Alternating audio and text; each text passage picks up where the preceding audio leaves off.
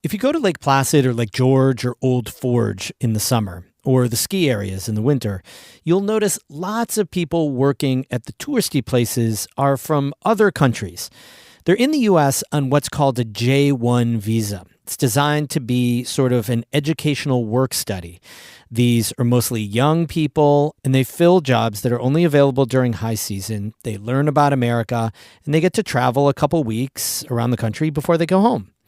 This system is the backbone of the tourist economy in the North Country, and people are worrying about problems just before the J-1 students arrive. That's today's story of the day. Support for Story of the Day comes from the Wild Center in Tupper Lake, dedicated to strengthening visitors' connections to the natural world. More at wildcenter.org. Hey, I'm David Sommerstein. It's Monday, May 12th. First up, Fort Ticonderoga officially kicked off its celebration of the country's 250th anniversary over the weekend.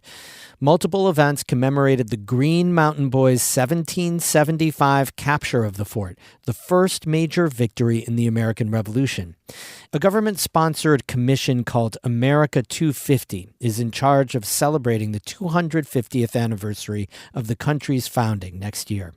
Chairwoman Rosie Rios said local ties to revolutionary history, like those at Fort Ticonderoga, are important to engaging all 350 million Americans in the commemoration. Everything is local, but for us, this is also a national effort. And as far as we're concerned, this is also a global platform. So as much as we can share these local stories, as much as possible, that is our goal. North Country Congresswoman Elise Stefanik was at the event at Fort Ticonderoga Friday and took questions on President Donald Trump's policies and proposed budget. Kara Chapman was there and has our story.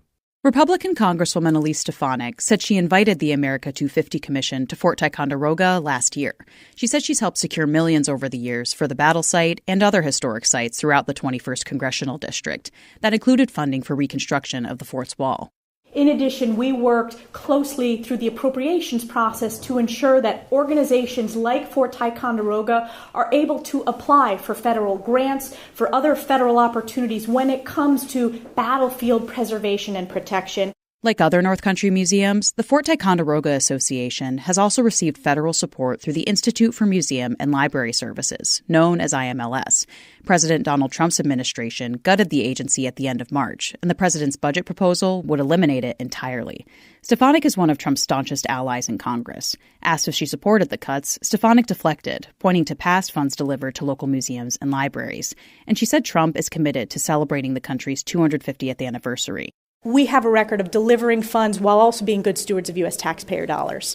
Another important pot of federal money that's under threat is the Essential Air Service, or EAS, program. It subsidizes flights at 5 airports in the North Country, 4 of which are in Stefanik's district.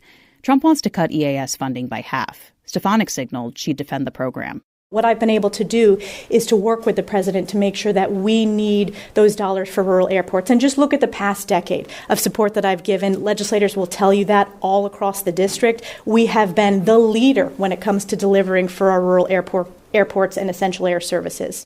Aside from funding cuts, tariffs have also been a hallmark of Trump's second term so far. They've affected the bottom lines of small businesses across the North Country in industries ranging from agriculture to tourism. Tariffs and trade threats against Canada have led Canadians to boycott U.S. goods and travel plans. 2/3 of businesses surveyed by the North Country Chamber of Commerce said they've experienced a slight to significant decrease in Canadian bookings this year. Stefanik said she supports Trump's tariff approach and pointed to how Canada hasn't abided by USMCA dairy provisions. So the president has delivered the agreement with the U.S.-UK. Obviously, U.S.-Canadian trade is one of our top trading partners as well. I have faith in the ability of this president to deliver those trade deals to benefit hardworking families, small businesses, manufacturers, and farms in the district. Stefanik said she's strongly considering a run for governor against Democrat Kathy Hochul next year. She's been increasingly vocal on national issues as a top leader in Congress. One reporter asked for her response to some constituent concerns that she's been less visible in the district. Stefanik threw a jab at Governor Hochul. Kathy Hochul hasn't had a single public town hall the entire time she's governor. It's a disgrace. I've had many town halls, and importantly, I have teletown halls that reach across this district that seniors in particular love. It allows me to hear feedback from thousands of constituents, and I do local events. So I stand by my thousands of events over the past decade. Hochul's campaign didn't respond to an email requesting comment by deadline. Stefanik plans to appear at various events across the state in the coming weeks. Kara Chapman, North Country Public Radio, Ticonderoga.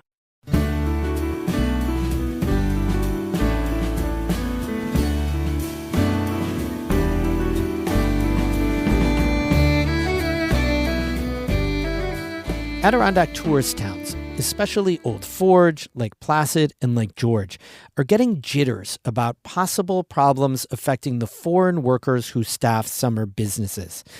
People in the U.S. on J-1 work-study visas account for half of the hospitality workforce in Lake George, for example. But businesses are concerned the Trump administration's crackdown on immigrants may spill over to the J-1 visa system. Tony Hall co-owns and edits the Lake George Mirror newspaper and talked to me about the issue. If for some reason they're denied entry, that's going to be a huge problem because the local labor pool is simply not large enough to make up the difference.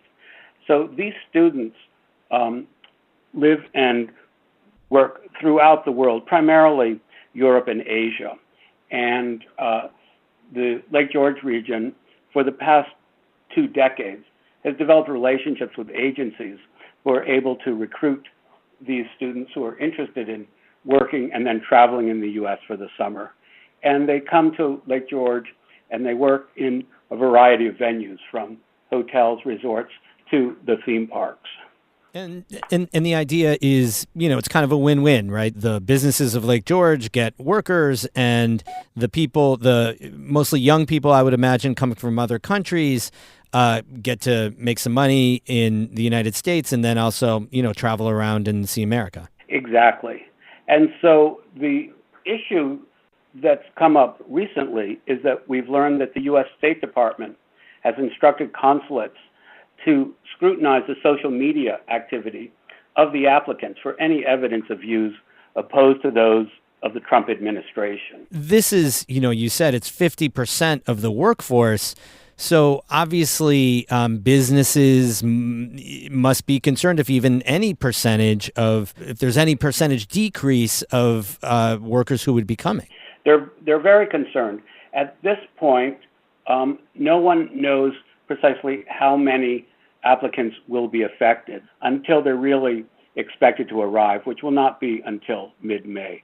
I've spoken to, let's say, for instance, the general manager of the Sagamore, one of the largest employers, and he has not heard anything about any interruptions in the arrivals. On the other hand, the director of the Chamber of Commerce has said that she has heard of some of her members having at least 2 visas being pulled by the consulates.